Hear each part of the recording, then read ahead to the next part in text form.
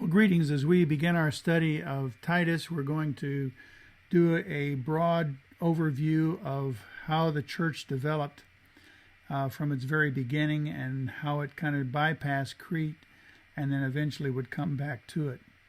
But it all began, of course, on a hillside called Calvary as we know it at about the year 32 when Christ was crucified and he rose from the grave and he left his disciples in the city of Jerusalem.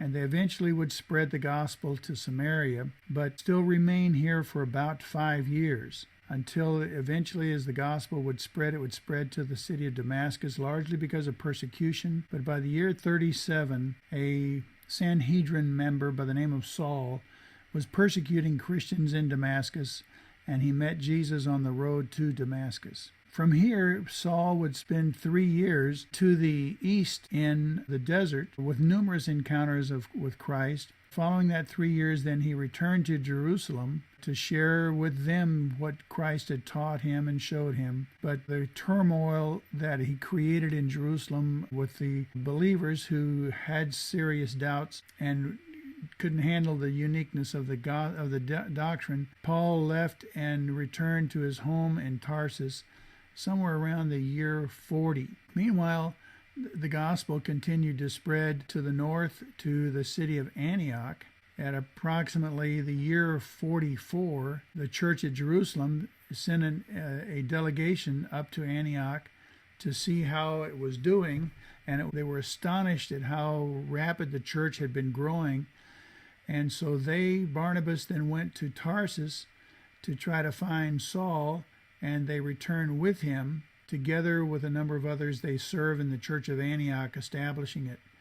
But after a year or so, they would begin a journey that would take them to the ends of the Roman Empire with the gospel message.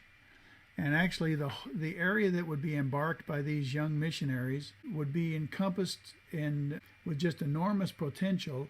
Romans talks about it going all the way to Illyricum, which is up in the very northern part of our map, and it includes all of this region here. And this would be from the year 45 to the year 57.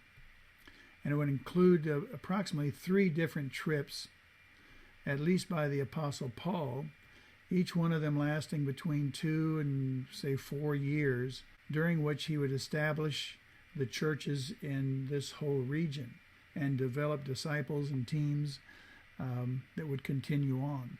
But at the end of this period, he gathered a collection from the Macedonian churches and from these churches and was carrying it to Jerusalem in order to help the poor and those going through the famines that were striking this region.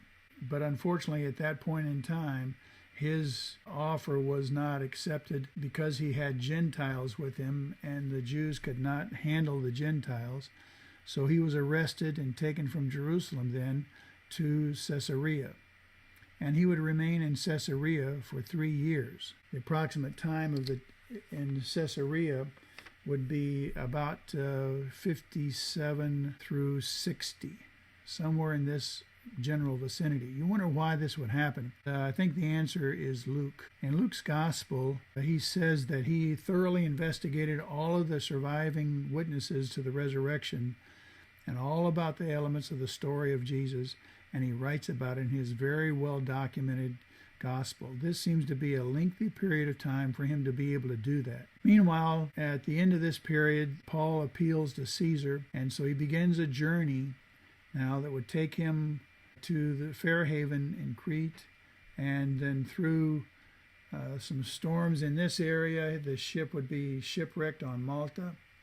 But then eventually he would make his way all the way up the coast to Rome, approximately by the year 61.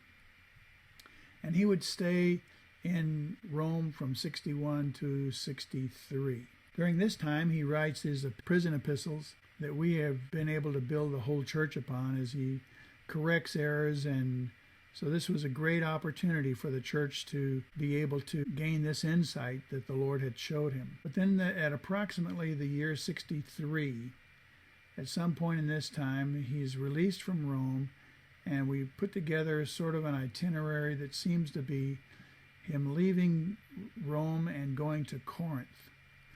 And after a brief visit in Corinth, he heads over to Miletus, and from Miletus he goes north to Troas, and then from Troas he heads south with Titus to Crete. And evidently his knowledge of Crete is because he traveled throughout the island. Then he later writes about it. But he leaves Crete and heads to Macedonia. And from Macedonia, then he writes Titus. He also writes 1 Timothy.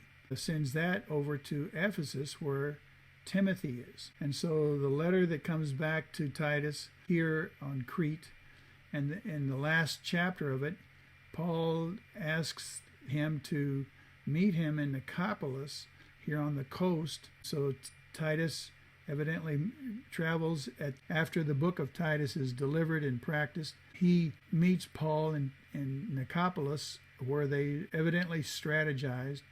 And from here we have to surmise that Paul would leave this point and head to Spain. We see this because of a leader of the church in Rome writing about him and describing Paul as having traveled all the way to the western part of the empire. And he writes this at about 95 as the Bishop of Rome, Clement of Rome, describes Paul's trip to Spain and probably his capture in Spain, where he is then returned to Rome and is beheaded somewhere in the area of about maybe 67. Meanwhile, Titus returns to Crete and becomes the leader of the church there.